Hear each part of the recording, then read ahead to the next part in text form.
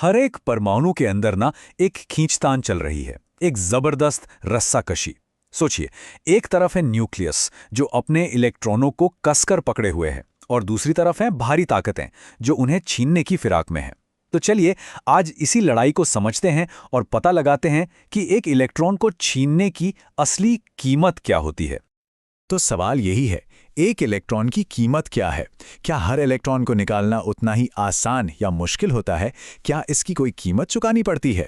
और केमिस्ट्री की दुनिया में इसका जवाब है हाँ, बिल्कुल। और इसी कीमत को हम कहते हैं आयनीकरण ऊर्जा। चलिए इसकी परिभाषा को थोड़ा और समझते हैं। आयोनाइजेशन एनर्जी या आयोनाइजेशन एनर्जी वो कम से कम एनर्जी है जो किसी अकेले गैसीय अवस्था वाले परमाणु से एक इलेक्ट्रॉन को पूरी तरह बाहर निकालने के लिए चाहिए। अब आप सोचेंगे गैसीय अवस्था ही क्यों? वो इसलिए ताकि हम सिर्फ एक परमाणु की बात करें, ना कि उसके पड़ोसियों की। असल में ये वही एनर्जी है जो न्यूक्लियस की पकड़ के खिलाफ वो रस्साकशी का खेल जीतने के लिए लगती है। ठीक है, तो मान लिया कि हमने एक इलेक्ट्रॉन निकाल लिया, लेकिन अगर हम एक और निकालना चाहें तो क्या होगा? क्या ये खेल अब आसान हो जाएगा या और भी मुश्किल? जवाब है, ये बहुत बहुत ज्यादा मुश्किल हो जाता है। देखिए, जैसे ही एक इलेक्ट्रॉन निकलता है, परमाणु पर एक पॉजिटिव चार्ज आ जाता है। अब न्यूक्लियस का वो पॉजिटिव चार्ज बचे हुए इलेक्ट्रॉनों को पहले से भी ज्यादा जोर से और ज्यादा कसकर अपनी ओर खींचता है। इसलिए दूसरे इलेक्ट्रॉन को निकालने की कीमत पहले वाले से हमेशा ज्यादा होती है, और तीसरे की दूसरे से भी ज्यादा। अब जरा मैग्नीशियम के इस केस को देखिए। यहाँ कुछ बहुत ही कमाल का हो रहा है। पहला इलेक्ट्रॉन निकालने में कुछ एनर्जी लगी, दूसरे में थोड़ी और ज्यादा, लेकिन तीसरे इलेक्ट्रॉन को निकालने में लगने वाली एनर्जी में एक जबरदस्त आसमान छूने वाला उछाल है। ये कोई मामूली बढ़त नहीं है, ये एक बहुत बड़ी छलांग है। तो सवाल ये है कि यहाँ ऐसा क्या हो रहा है? और यहीं पर इस टॉपिक का सबसे बड़ा सीक्रेट छिपा है। वो जबरदस्त उछाल इसलिए आता है क्योंकि मैग्नीशियम अपने दो बाहरी इलेक्ट्रॉन खोने के बाद एक बेहद स्टेबल, एक नोबल गैस जैसी कॉन्फ़िगरेशन में पहुंच जाता है। और उस स्टेबल, खुशहाल परिवार को तोड़ना बहुत ही मुश्किल काम है, जिसके लिए बहुत ज़्यादा एनर्जी लगती है। तो याद रखने वाली बात यह है, आयनीकरण ऊर्जा में जहां सबसे बड़ी छलांग दिखे, वही उस एलिमेंट के वैलेंस इलेक्ट्रॉनों की संख्या है। तो आखिर ये कीमत किन चीज़ों पर निर्भर करती है? ऐसे 4 मेन फैक्टर्स हैं जो ये तय करते हैं कि वो एटॉमिक रस्साकशी कितनी मुश्किल या आसान होगी। चलिए एक एक करके इन नियमों को समझते हैं। पहला नियम है परमाणु का साइज। जरा सोचिए, अगर न्यूक्लियस और सबसे बाहरी इलेक्ट्रॉन के बीच की दूरी ज्यादा है तो जाहिर है न्यूक्लियस की पकड़ कमजोर होगी। इसलिए बड़े परमाणुओं से इलेक्ट्रॉन निकालना आसान होता है, मतलब उनकी आयनीकरण ऊर्जा कम होती है। दूसरा नियम है न्यूक्लियर चार्ज। सीधा सा हिसाब है, न्यूक्लियस में जितने ज्यादा प्रोटॉन होंगे, इलेक्ट्रॉनों पर उनका पॉजिटिव खिंचाव उतना ही मजबूत होगा। और मजबूत खिंचाव का मतलब है कि इलेक्ट्रॉन को निकालने के लिए ज्यादा जोर लगाना पड़ेगा, यानी ज्यादा आयनीकरण ऊर्जा। तीसरा फैक्टर है शील्डिंग इफेक्ट। देखिए, न्यूक्लियस और सबसे बाहरी इलेक्ट्रॉन के बीच में भी तो इलेक्ट्रॉन होते हैं, है ना?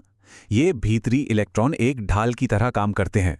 ये न्यूक्लियस के कुछ पॉजिटिव चार्ज को बाहरी इलेक्ट्रॉन तक पहुंचने से रोक देते हैं। तो जितनी मोटी ये ढाल होगी, बाहरी इलेक्ट्रॉन पर पकड़ उतनी ही कमजोर होगी और उसे निकालना उतना ही आसान होगा। और चौथा और शायद सबसे दिलचस्प नियम है ऑर्बिटल पेनिट्रेशन। सारे ऑर्बिटल न्यूक्लियस से बराबर दूरी पर नहीं होते। एस ऑर्बिटल न्यूक्लियस के सबसे करीब होते हैं और उसकी पकड़ को सबसे ज्यादा महसूस करते हैं। फिर आते हैं पी, फिर डी और एफ। इसलिए एस ऑर्बिटल से इलेक्ट्रॉन निकालना सबसे मुश्किल होता है, क्योंकि उस पर न्यूक्लियस की पकड़ सबसे मजबूत होती है। अच्छा, अब जब हम ये चारों नियम जान गए हैं, तो चलिए कुछ ऐसे मामलों को देखते हैं जो पहली नज़र में इन नियमों को तोड़ते हुए लगते हैं। लेकिन जैसा कि हम देखेंगे, ये अपवाद नहीं है, बल्कि इन्हीं नियमों के बड़े ही स्मार्ट नतीजे हैं। पीरियोडिक टेबल में बाएं से दाएं जाने पर आयनीकरण ऊर्जा बढ़नी चाहिए। इस हिसाब से बोरॉन की एनर्जी बेरिलियम से ज्यादा होनी चाहिए थी, पर असल में बेरिलियम की ऊर्जा ज्यादा है। ऐसा क्यों भला? इसका जवाब हमारे चौथे नियम ऑर्बिटल पेनिट्रेशन में छिपा है। देखिए, बेरिलियम का आखिरी इलेक्ट्रॉन एक 2s ऑर्बिटल में है, जो न्यूक्लियस के बहुत करीब है और मजबूती से बंधा है। वहीं बोरान का आखिरी इलेक्ट्रॉन 2p ऑर्बिटल में है, जो थोड़ा ज्यादा एनर्जी वाला और न्यूक्लियस से थोड़ा दूर है। इसलिए बोरॉन के उस 2p इलेक्ट्रॉन को निकालना आसान हो जाता है।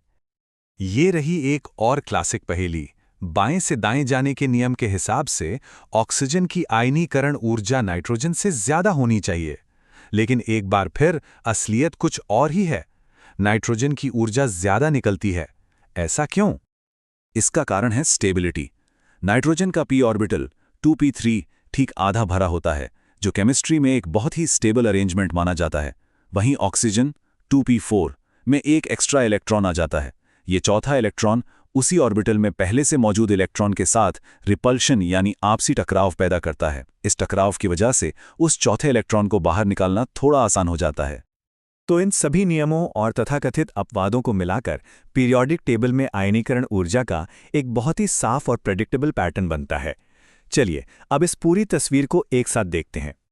तो सबसे ज़रूरी बात यह है, इसका निचोड़ ये है, जब हम पीरियोडिक टेबल में बाएं से दाएं एक पीरियड में जाते हैं तो एटम का साइज घटने और न्यूक्लियर चार्ज बढ़ने की वजह से आयनीकरण ऊर्जा आमतौर पर बढ़ती है।